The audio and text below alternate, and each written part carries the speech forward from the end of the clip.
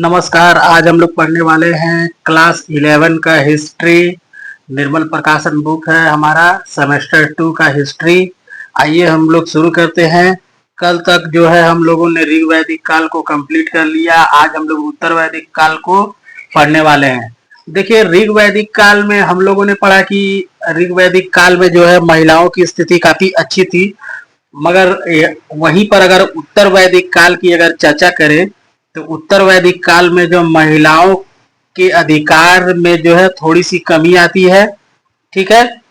और जो है यहाँ पर ऋग वैदिक काल में हम लोगों ने पढ़ा कि समिति के माध्यम से, यानी कि लोगों का जो है मत के अनुसार जो है राजा का चुनाव होता था। परंतु उत्तर वैदिक काल में क्या होता है कि जो राजा का जो चुनाव है वो किसी मत के आधार पर या किसी जन के आधार पर नहीं होता है, बल्कि राजा का पद जो है वंशानुगत यानी कि वंश के आधार पर चलता जाता है। यानी राजा, अगर मान लीजिए राजा की मृत्यु होने के बाद उसका पुत्र जो है राजा बनेगा, फिर उसका पुत्र, फिर उसका पुत्र, ऐसे करते अनुसार वंश क्रम चलता जाएगा और राजा का जो है शासन जो है कायम रहेगा। ठीक है।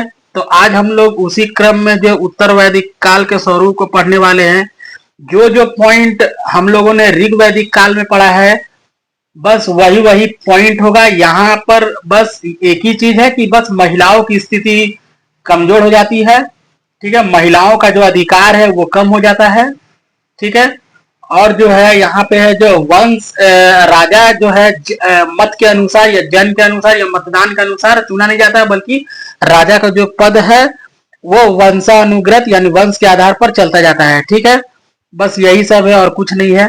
और जो है हमारा उत्तर वैदिक काल में है जो कई सारे जो है यज्ञ कर्मकांड, इन सब का है जो उल्लेख, या फिर ये सब का है जो है अत्यधिक मात्रा में, या यूं कहें कि यज्ञ का जो है ज्यादा जो कर्मकांड उत्तर वैदिक काल में किया जाता है। और याद रखिएगा उत्तर वैदिक काल में ही जो है एक पॉइंट है, नोट डाउन कर लीजिएगा कि उत्तर वैदिक काल में ही जो 3 वेद है, यजुर्वेद, सामवेद और अथर्ववेद, उनका जो है रचना इसी वैदिक काल में होती है। याद रखिएगा, रचना होता है। ठीक है।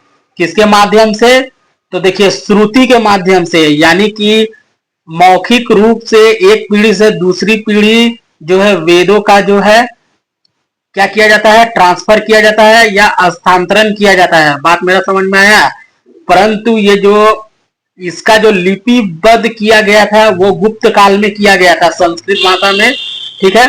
और जो हमारा महाकाव्य है रामायण महाभारत, इसी उत्तर वैदिक काल में है जो है इसको रचना होती है। ठीक है। और इन सब का लिपिबद्ध संस्कृत मतलब लिखा जाता है संस्कृत में, सब गुप्त काल में है। ठीक है। ये 2-3 पॉइंट मैं एक्स्ट्रा आपको बता देता हूं ताकि नोट्स बनाने में काम आए। ठीक है। देखिए, वही पित्त सत्तात्मक परिवार है। ठीक है। उसका बाद वही राजा का स्वरूप बदल जाता है। ठीक है। उसके बाद देखिए, इसमें कुछ नहीं है, बस वही सब है, वही सब पॉइंट आएगा, केवल महिलाओं की स्थिति कमजोर हो जाती है और जो है राजा का जो पद है वो वंशानुगत होता चला जाता है वंश के आधार पर। आज जो हम लोग इम्पोर्टेंट में पढ़ने वाले हैं वो है सभा और समिति। यहाँ से प्रश्न पूछे जाते हैं। ठीक है। सभा और समिति क्या है? तो देखिए, सभा और समिति जो है ये वैदिक काल की एक सबसे बड़ी संस्था है। याद रखिएगा, सभा और समिति। ठीक है। और सभा और समिति जो है ये क्यों बनाया गया था? तो सभा और समिति इसलिए बनाया गया था क्योंकि राजा का निरंकुशता, यानी कि राजा निरंकुश ना हो, उस पर जो है नजर देने के लिए सभा और समिति का जो है निर्माण किया गया था या बनाया गया था। ठीक है।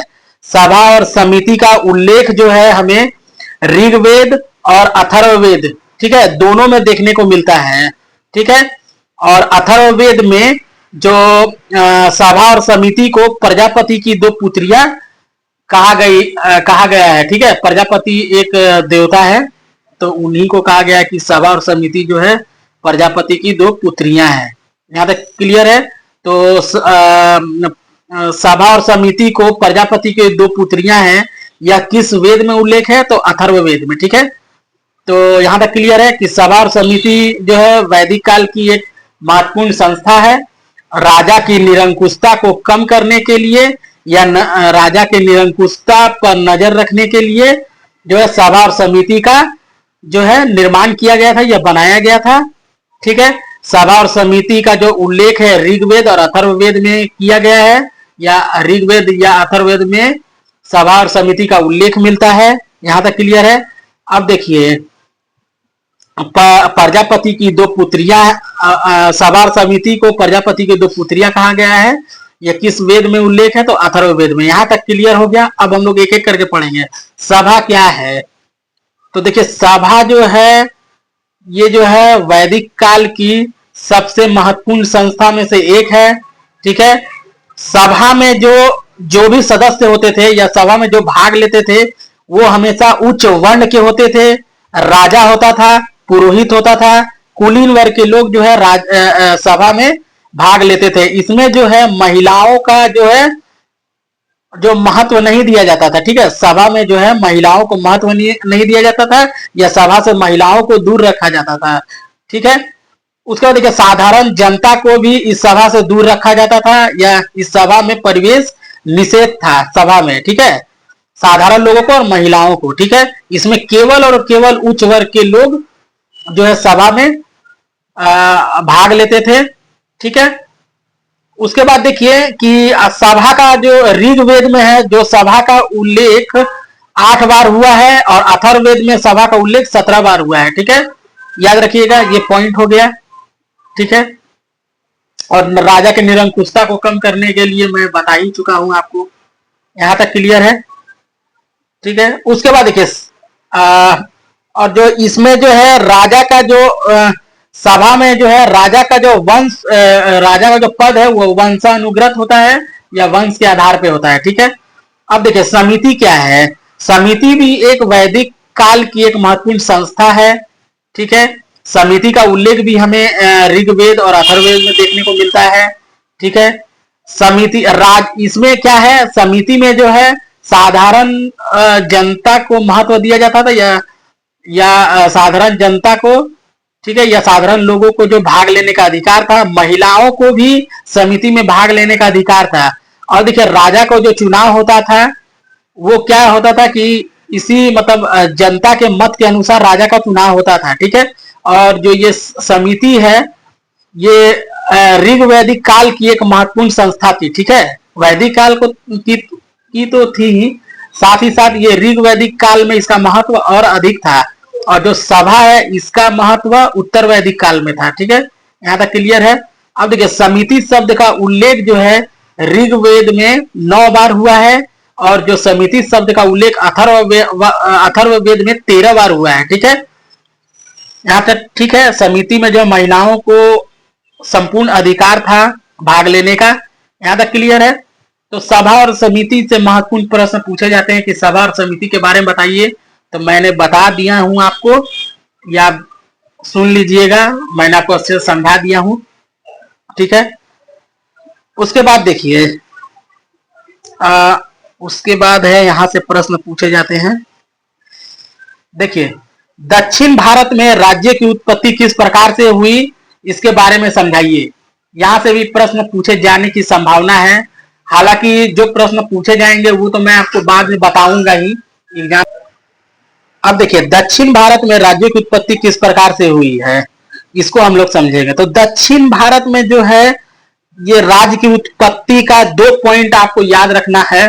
पहला तो है कि इसमें जो है धान की कृषि के कारण, यानी कृषि के कारण, और जो भी राज्य थे जैसे पल्लव राज्य, पांडव, चेर, चौल, इन सब का जो आपसी संबंध, यानी कि शासकों का आपसी संबंध और कृषि की उन्नति के कारण, ठीक है, उन्नत कृषि के कारण जो है दक्षिण भारत में राज्यों की उत्पत्ति होती है। ये एक इंपॉर्टेंट पॉइंट था, मैंने आपको बताया। दक्षिण भारत में राज्य की उत्पत्ति का जो क्या कारण था आपको पता है। तो पहला है कि शासकों की जो है आपसी संबंध और उन्नत कृषि, यानी कृषि में भी कौन सा कृषि, तो उन्नत माने उन्नत या हम यूं कह सकते हैं कि खेती के कारण या धान की जो कृषि होती थी, ठीक है, उन्नत कृषि प्रणाली के कारण जो है दक्षिण भारत में राज्यों की जो है दक्षिण भारत में जो राज्यों की उत्पत्ति होती है। यहां तक क्लियर है। अब देखिए दक्षिण भारत में जो है नई कृषि व्यवस्था के कारण 6वीं शताब्दी में, याद रखिएगा, दक्षिण भारत के जो राज्य का उदय हुआ था, एक है पांड, ठीक है, उसके बाद है पल्लव, पांड, चेर, चोल, ठीक है। तो चेर जो है वो केरल वाला साइड है, उसको हम लोग चेर बोलते हैं, ठीक है। उसका चोल उसको बोलते हैं जो आंध्र प्रदेश के आसपास, ये जो चोल शासक थे, ये जो है पल्लवों के सामंत हुआ करते थे, यानी कि चोल शासक पल्लवों के अंडर में काम करते थे, ठीक है। और याद रखिएगा, चोल जो शासक है, एक विजयालय बोल के एक शासक है, वो जो है क्या करता था कि इन पल्लवों पर जो है अधिकार करता है, और इस वो खुद एक शक्तिशाली सम्राट बनता है। उसके बाद पांड की राजधानी है मदुरै, उसको जीतता है और जो है अपना एक टाइटल देता है मदुरै कोड, ठीक है। तो उसके बाद धीरे धीरे प्रांतों को जीतते हुए एक शक्तिशाली जो है शासक के रूप में जो है वो दक्षिण भारत में अपना एक प्रभाव छोड़ता है, ठीक है। तो पल्लव, पांड, चेर, चोल, इन शासकों के जो शासक है उसमें जो है आपसी एक संबंध स्थापित होने के कारण यह राज्य काफी शक्तिशाली हुआ और आर्थिक स्थिति इसकी काफी मजबूत हुई, क्योंकि धान की कृषि यानी कृषि की उन्नति के कारण जो दक्षिण भारत में राज्य की उत्पत्ति संभव हो सकी। तो आइए हम लोग एक एक करके पढ़ते हैं। तो देखिए यहां पर है कि दक्षिण भारत की नई कृषि व्यवस्था के 6वीं शताब्दी में पल्लव, पांड, चेर, चोल शासक घराने जैसी नई राजनीतिक व्यवस्था का जो है शुरुआत होती है। फिर विकसित कृषि समाज के कारण नई राजनीतिक संरचना का प्रतिनिधित्व करने वाले पल्लव के सिंह वर्मन के वंशक्रम और पांड के कांडुगोन वंशक्रम की स्थापना होती है, जिसका विस्तार राजकीय संरक्षण से जुड़ा हुआ था। आगे चलकर उसी प्रकार राजनीतिक सत्ता का प्रतिनिधित्व चोलों के विद्यालय, मैंने कहा विद्यालय का वंशक्रम भी करता रहा, जो धन के एक धन माफ कीजिएगा धन आधारित अर्थव्यवस्था से हुआ, ठीक है। लेकिन इस बात का कोई प्रमाण नहीं मिलता है कि चेर भी इस प्रकार के उत्तराधिकारी के एक ऐसे वंशक्रम का प्रतिनिधित्व करते थे, ठीक है। 6वीं से लेकर के 7वीं शताब्दी में 6वीं शताब्दी में उत्पादन की बढ़ोतरी के कारण जो है संबंधों के विस्तार और धान की कृषि के कारण समाज का एक नया ढांचा उभर कर सामने आया है, जिसके कारण राज्य की उत्पत्ति संभव हो सकी। जो मैंने कहा आपको शॉर्ट में समझाया वही इसमें दिया हुआ था। पहला कारण है कि शासकों की आपसी संबंध, ठीक है, यानी कि संबंधों का विस्तार, ठीक है। पल्लव राज्य से चोल राज्य, चोल से चेर, फिर पांड, आपसी जो संबंधों का विस्तार होता गया और धान की कृषि के कारण समाज का एक नया ढांचा जो है उभर कर सामने आया, जिसके कारण जो है जो राज्य की उत्पत्ति संभव हो सकी, ठीक है। यहां तक क्लियर है। उसके बाद देखिए बौद्ध काल में राज्य की उत्पत्ति किस प्रकार संभव हो सकी। तो देखिए बौद्ध काल, ये दोनों प्रश्न काफी इंपॉर्टेंट, मैं आपको आपके बुक का जो है सीक्वेंस से चल रहा हूं, ठीक है, ठीक है, कोई हड़बड़ी नहीं है, अभी बहुत टाइम है, मैं सीक्वेंस से आपको अच्छे से समझाऊंगा, आप टेंशन ना ले, अच्छे से बस पढ़ाई करें, देखिएगा आपका अच्छा नंबर आएगा। जिस तरह से आपका सेमेस्टर 1 में अच्छा अंक आया, कई लोगों ने मुझे कमेंट किया, पर्सनली फोन किया, मुझे सुनकर काफी अच्छा लगा कि चलो मेरे वजह से कई लोगों को जो है फायदा पहुंचा है। तो मैं आशा करता हूं कि सेमेस्टर 2 में भी आपको काफी फायदा होगा, ठीक है। तो आप टेंशन ना लें, आप केवल बुक का जो है सीक्वेंस पढ़ते रहें, बाद में जब एग्जाम आएगा तो मैं अच्छे से और भी कुछ बताऊंगा, जो आपके एग्जाम के मद्देनजर रखते हुए मैं कई सारे वीडियो बनाऊंगा, ठीक है। तो देखिए बौद्ध काल में राज्य की उत्पत्ति किस प्रकार हुई। देखिए बौद्ध काल में के अनुसार देखिए कि राज्य की उत्पत्ति जो है इसमें जो है एक तो है बौद्ध काल का जो समय है वो 600 ईस्वी पूर्व यानी कि छठी शताब्दी में, ठीक है, छठी शताब्दी में जिस समय याद रखिएगा कि 16 महाजन पदों का उदय हो रहा था, उसी समय बौद्ध धर्म और जैन धर्म का भी उदय हो रहा था। और याद रखिएगा कि उस समय जो है लोहे की जो है प्रचुर मात्रा में उत्पादन किया जा रहा था और लोहे के बदौलत जो है अत्याधुनिक हथियार भी बनाए जा रहे थे, कृषि औजार भी बनाए जा रहे थे, जिसके कारण जो है कृषि में काफी जो है फसल का उत्पादन होता है और राज्य में की आर्थिक स्थिति काफी जो है उन्नत होती है। तो जो किसान जो कृषि करते हैं वो अत्यधिक फसल उगाने के कारण जो है उसे जो है वेतन भोगी के रूप में जो है जो श्रमिकों को जो है नियुक्ति करते हैं या श्रमिकों को है जो काम पर रखते हैं, ठीक है। तो इससे जो है श्रमिक वर्ग का उदय होता है, ठीक है। याद रखिएगा दो ही कारण थे, एक है विभिन्न बौद्ध काल में राज्य की उत्पत्ति के दो ही कारण है, एक है लोहा का अत्यधिक मात्रा में उत्पादन करना, ठीक है, दूसरा है कई वर्णों का जो है उदय होना, मतलब विभिन्न वर्णों का जो है उदय होना। जैसे वर्ण में जो सबसे इंपॉर्टेंट इस समय का सबसे इंपॉर्टेंट वर्ण है वो है वैश्य और शूद्र, क्योंकि वैश्य और शूद्र के कंधों पर ही ये जो राज्य का जो उत्पादन है, फसल का उत्पादन का सारा जिम्मा इस वैश्य और शूद्रों का होता था। और याद रखिएगा जो वैश्य और शूद्र होते थे वो तो राज्य में कर देते ही थे, साथ ही उच्च वर्ग के जो भी लोग होते थे, राजा के अधिकारी होते थे, सेना नायक होते थे, उनको जो है सम भी ये लोग देते थे, मतलब उसके घरों में काम भी किया करते थे। तो ठीक है, तो आइए हम लोग इसको शुरू करते हैं डिटेल में। तो देखिए बौद्ध काल आते आते आखेट व्यवस्था समाप्त हो चुका था। आखेट का मतलब होता है शिकार, ठीक है। तो शिकार का व्यवस्था जो है समाप्त हो चुका था। लोहे की खोज के कारण जमीन में अच्छी तरह जुताई होने लगी थी। मैंने कहा आपको कि लोहा का जो है अत्यधिक मात्रा में उत्पादन किया जाने लगा, उपयोग किया जाने लगा, जिसके कारण जो है कृषि की जो जमीन है वो अच्छी तरह जुताई होने लगी, अनाज का उत्पादन काफी मात्रा में होने लगा, ठीक है, ठीक है। अब देखिए लोहा का जब उत्पादन होने लगा, लोहा का जब लोग प्रयोग करने लगे, तो याद रखिएगा लोहे ने क्या किया, शिल्प कला का विकास हुआ, ठीक है। राज्य में क्या होता है, शिल्प कला का विकास होता है, ठीक है, जिसमें धातु मुद्रा का प्रचलन प्रारंभ होता है, ठीक है। धान की रोपाई प्रारंभ होती है, ठीक है, धान की रोपाई भी होने लगती है, ठीक है। उसके बाद होता है राज्य में जो है धन आने से, कृषि से कर आने से विचारकों और वेतन भोगी देखिए श्रमिक वर्ग का उदय होता है। अब देखिए राज्य में जो है कर आएगा, ठीक है, लोग टैक्स देंगे, ठीक है, और टैक्स देंगे, कृषि से कर आने के कारण अब राज्य में जो है अत्यधिक मात्रा में जो है पैसा आने लगेगा, आर्थिक स्थिति मजबूत होगा। तो लोग खुद क्यों खटेंगे, लोग जो है किसी खेती को मतलब कृषि करने के लिए दूसरे लोगों को जो काम पर रखेंगे, जिसके कारण क्या होता है, श्रमिक वर्ग का जो है उदय हो रहा है। बात समझ में आया, ठीक है।